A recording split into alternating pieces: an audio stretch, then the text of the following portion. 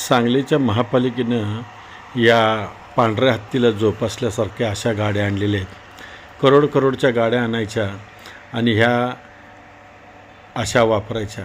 याच्यातून काय फायदा आहे हो? किती फायदा आहे आणि याच्यावर खर्च किती आहे? लाखो रुपये महिन्याला खर्च होतो, डिझेल खर्च होतो, गाडीचा मेंटेनन्स, हे सगळं जर विचार केला तर काहीही उपयोगाचं नाही। उपनगरामध्ये आता लोकांना एवढं नरक यातना भोगायला लागतात, त्याच्याकडे कोणाचं लक्ष नाही। आणि असल्या गाड्या आणायच्या, मध्ये मी दाखवलं तर मला 2-2 कोटीच्या गाड्या पडू नयेत याच्यावर खर्च करण्यापेक्षा की तुम्ही जनतेच्या कुठल्या तर चांगल्या कामासाठी खर्च करा।